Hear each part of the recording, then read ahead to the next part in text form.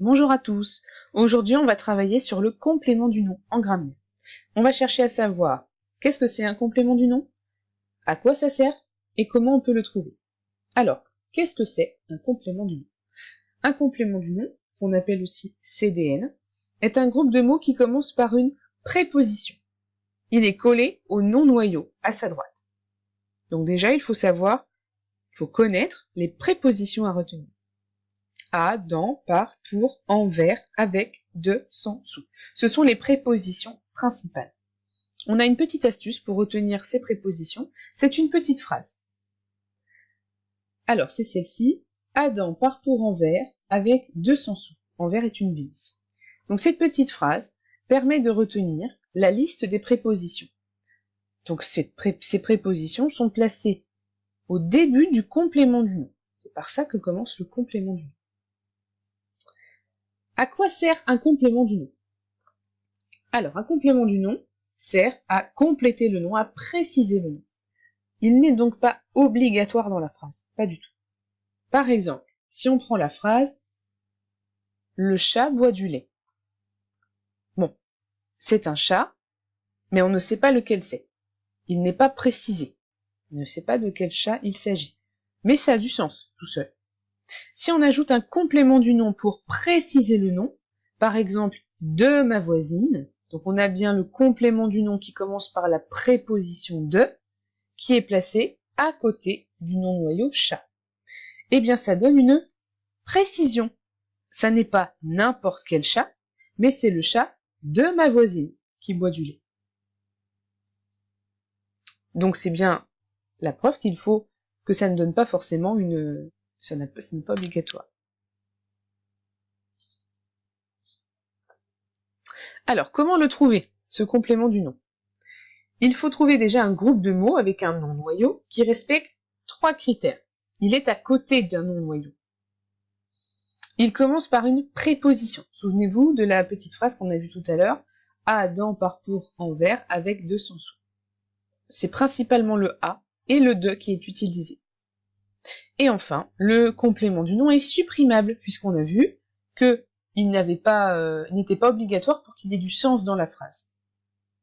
Alors, pour que tu puisses t'entraîner sur cette leçon, je te propose 2 petites phrases dans lesquelles je te demande de trouver le complément du nom. La table en verre est jolie. Il vide la machine à laver. Alors, je vais te laisser 30 secondes pour que tu puisses trouver le complément du nom de la phrase A et le complément du nom de la phrase B.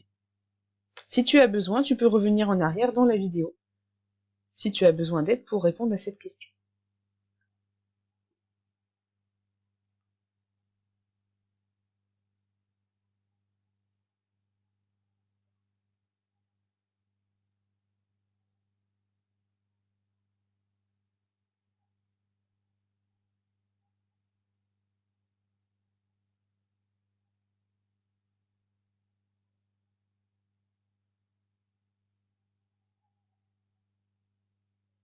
Ça y est, tu as trouvé?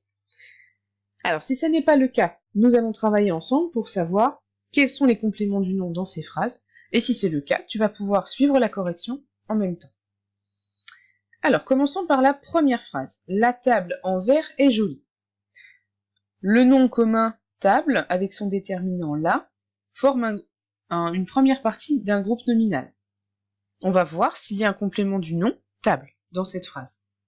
Alors, est-ce qu'il y a un groupe de mots qui est placé à côté d'un nom?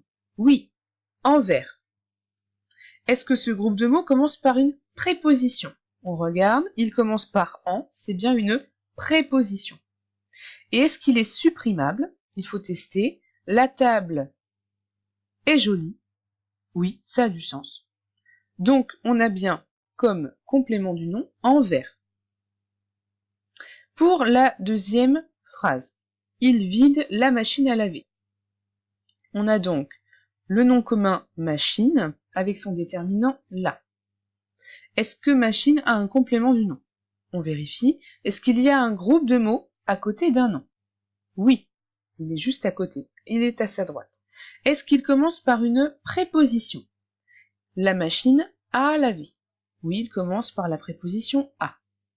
Et enfin, est-ce qu'il est supprimable? On fait le test. il vide la machine. Ça fonctionne, donc ça veut bien dire que à laver est un complément du nom machine. Voilà pour cette petite leçon et cette petite vidéo sur le complément du nom. J'espère que ça a pu t'aider. À bientôt!